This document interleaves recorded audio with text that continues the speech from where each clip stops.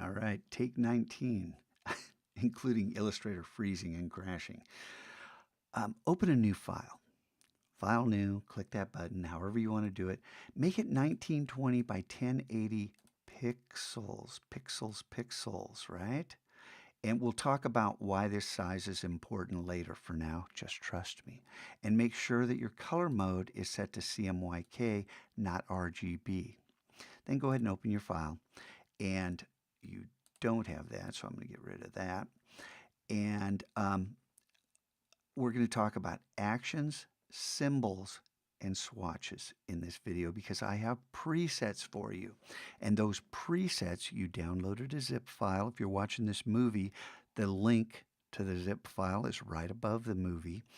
And in that zip file are actions, symbols, and swatches. And I'm going to show you how this is a multi-step process that you can begin to automate. But for right now, we're just going to take it simple and get started. So actions, symbols, and swatches, if you don't see these right here, it means you didn't make a custom workspace. And under Window, you can find actions, symbols, and swatches in an alphabetical list.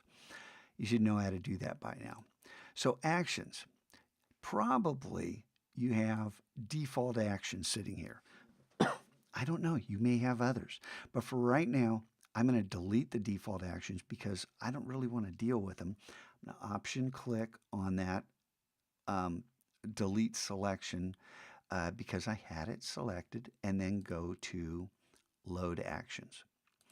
Now, this is going to navigate out to my desktop because on my desktop is a folder called Presets 01. And I mentioned that there are actions, swatches, and symbols in here. And these are to get you started. This will grow. This will change. The next folder is going to be called Presets 02, and you can throw away Presets 01 at that point. Now, you might notice, hey, there's not as many actions as there used to be. I have consolidated. Now, if I go into the list view, you can see the longer names. And let's say, okay, I don't really want to copy and overlap. Just take what you want. So I want to copy and move. I want to move cubes around by 1/10 of a unit increment. So I'm going to go ahead and open that. You can't load more than one action set at a time. And this thinks for a second. And why does it do that? Because there's lots and lots and lots of actions in there. Okay, so, and then you can always load actions, and you might notice there are other options here. But let's say, and I also want the ISO magic. And that's enough for now. So now I have my actions. And we can go ahead and close that. You saw symbols sitting right there because these are in a group. And I don't know what you have here. You may have different default symbols. All I know for sure is I don't want these symbols. This is ugly. So I'm going to click and shift click to select them all, and then option click on that trash can to get rid of them. And then I'm going to say open symbol library. Wouldn't it be nice if it just said load symbols? But it doesn't. And you have to go down to other library. You will be able to have your own user-defined symbols at another time, but right now, other library.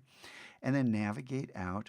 You know, mine's on the desktop. Yours is probably in your downloads folder. So I'm going to go ahead, click here, click on symbols, and say, hey, I kind of want to work with the cubes. I don't want to work with the cylinders or the spheres, so I'm going to take that one. And now you don't have to have all of those symbols. You just have what you want. And then here's my symbols library. Here are my cube color symbols that I loaded.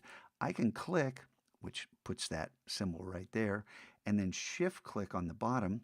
Or if I just wanted some of these, I could shift click up here, but I'm going to dump all of these in here and then just click and drag over. And thanks for a second, because there's a lot of symbols here, a lot of colors. And I now have these cube symbols, and you don't load them unless you want them. And that way you only have what you need in order to do your work, right? So here's that symbol library. here are your actions. And remember, you can always take the actions into button mode so you can do things with a single click after you select something. Okay, last but not least, if we can get through this time, notice how all these swatches loaded? And we didn't even load those. Why did these swatches load? How were they suddenly able to magically appear? Well, it's because these symbols depend on these global colors.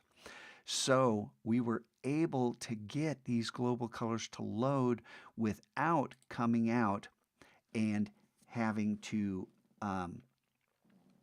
open swatch library, and it would be other library. And don't do this because they're already sitting there, but that other library, here are we're digging way down into Illustrator, into the presets. You can see all these old versions of Illustrator here, but for this, that preset, those swatches are sitting right there. If you had not loaded the symbols, the swatch library would not be there, and you could load these swatches from here. But because they're already here, I'm not going to reload them. That would not be smart, right? Okay, so now you know how to use the swatches, the symbols, and the symbols and the actions, and you can delete swatches that you haven't used if you don't want them here. And for right now, I don't want this stuff because we're not using this. So we can go ahead and click on those and option click on that trash can, and now we just have what we're using. Okay, and if you like to view these swatches larger, it's right here in the large thumbnail view. Okay, so now you know a little bit about the presets. You know that we're working on 1920 by 1080 pixels for the size of our documents, and we're working in CMYK. You got it? So I'm going to click, I've got the fill active, I'm going to click on something else so that swatch doesn't reload. There you go. Have a good time. Protect your presets 01 until it's replaced with its big brother 02, followed by its big sister 03.